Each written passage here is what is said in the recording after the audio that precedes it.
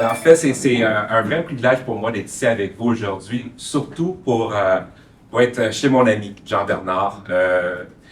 Je ne sais pas si vous le savez, certainement pas, mais ça fait longtemps que je connais Jean-Bernard, ça fait longtemps qu'on milite ensemble en politique. Mais je me souviens, la première fois que je suis venu à Sorel, c'était pour encourager Jean-Bernard. C'était durant la partielle de 2016? 2015. 15, Ouais, 16. déjà. On a fait du porte-à-porte en plein hiver. Puis j'ai rencontré les citoyens de Richelieu, puis ça a été un vrai plaisir pour moi de venir t'encourager, mais surtout de voir où est-ce qu'on est rendu aujourd'hui grâce à ton bon travail, Jean-Bernard, lâche pas. Vraiment. Distingués invités, je ne vois pas tous vous nommer parce que premièrement, je ne vous connais pas tous, mais considérez-vous salués. Merci beaucoup de venir ici nous voir aujourd'hui pour parler d'une excellente nouvelle. J'ai la chance de parcourir le Québec entier.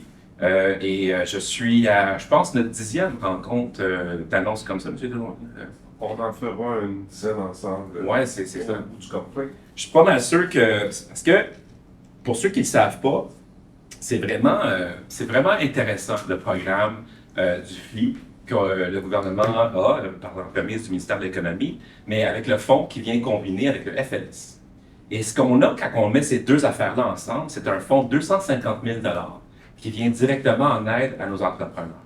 Et ça, c'est vraiment porteur parce que ce qu'on a fait avec la réforme d'investissement Québec en 2019, c'est qu'on a créé 3 paliers de financement. On a le palier local, qui est de 250 000 maintenant avec le FLS et le FLI. Après ça, on a le programme intermédiaire, qui est plus avec Investissement Québec régional.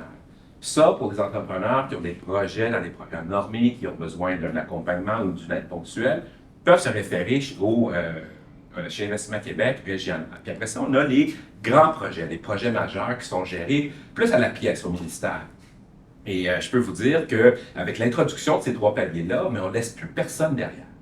Alors, ce qui est le fun aussi avec ça, c'est qu'on donne le pouvoir localement d'investir. Le FLI et le FLS est décidé localement. Et ça veut dire que ce n'est pas un programme du Tour de la d'Ivoire à Québec qui va venir décider si oui ou non vous allez recevoir un projet. On a des régions qui ont décidé pendant la pandémie, eux, d'investir pour aider à sauver des entreprises qui allaient autrement fermer. C'est une adaptation régionale qui a eu lieu grâce à cette flexibilité-là régionale. Et aujourd'hui, avec l'arrivée du fonds ici, mais on vient ajouter des moyens à cette consolidation-là qui nous permet à non seulement aider pour les projets prioritaires des régions, mais aussi de venir contribuer à l'enrichissement local et régional. Et ça va être un outil qui va être indispensable, je vous le dis. Parlons un peu de la réalité entrepreneuriale. On en parlait tantôt en huis clos. J'avais eu, moi, une mauvaise expérience en tant qu'entrepreneur quand j'ai voulu me partir en affaires. Et je la partage souvent, cette expérience-là, parce que je veux vous montrer que je sais un peu de quoi je parle quand je dis que les programmes, il faut qu'ils soient bien adaptés aux réalités des entrepreneurs. À l'époque, je me suis lancé en affaires avec mon épouse et on m'avait imposé un plan d'affaires et j'étais prêt à le faire, mais il n'était pas adapté pour les CLD à l'époque. Et finalement, j'ai payé pour faire un plan d'affaires qui, ultimement, ne m'a pas servi.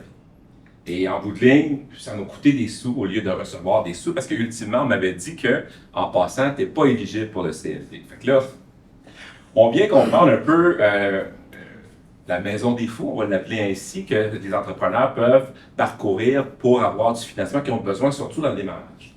Encore une fois, le FLI, le FLS, il est souple, il est adaptable et il est géré localement avec des critères. Là. Ça veut dire des entrepreneurs qui ont un projet de porteur pour la région, les décisions locales permettent d'avancer. Et c'est ça la force de cette initiative-là qu'on vient célébrer aujourd'hui. Et je ne pourrais pas être plus content d'ajouter ma voix au fond qui nous appuie partout dans les régions. Il nous en reste quelques-unes à adapter dans les régions, là, mais on va y arriver. Et ces fonds-là contribuent à l'essor économique dans nos régions. Puis on a aussi la FQM à remercier qui a cette vision-là aussi d'établir ce fonds-là un peu partout. Donc, sachez que c'est important, ce qu'on annonce ici aujourd'hui, c'est 250 000 $ quand c'est combiné de potentiel de prêt et d'aide et d'accompagnement. Ça, c'est combiné aussi à d'autres aides qu'on a ajoutées récemment, quand on parle de Accès Entreprise Québec, qui est un accompagnement avec des spécialistes de développement économique qui nous amènent vers les projets, qui nous amènent vers l'éducation, vers des formations qui nous permettent d'avoir plus d'aide. On est convaincus, et je pense que les résultats sont au rendez-vous, que ces aides-là aident à contribuer à la richesse du Québec, mais aussi vous aident, vous, à faire ce que vous avez le goût de faire, ce qui est de gérer votre entreprise. Donc, premièrement, merci beaucoup d'être ici. Mais deuxièmement, merci beaucoup d'investir au Québec. Merci pour votre talent. Merci pour votre courage et merci surtout d'oser. Je le disais tantôt, il y a des grandes opportunités qui attendent le Québec avec votre génie. Je vous demande, s'il vous plaît, de continuer à travailler fort parce que les résultats vont être au rendez-vous. Il y a des belles opportunités au Québec et dans l'Amérique du Nord qui nous attendent et vous avez juste à oser un petit peu. Alors, je salue votre courage, je salue votre présence et surtout, je salue votre ingéniosité et votre effervescence locale. Merci beaucoup.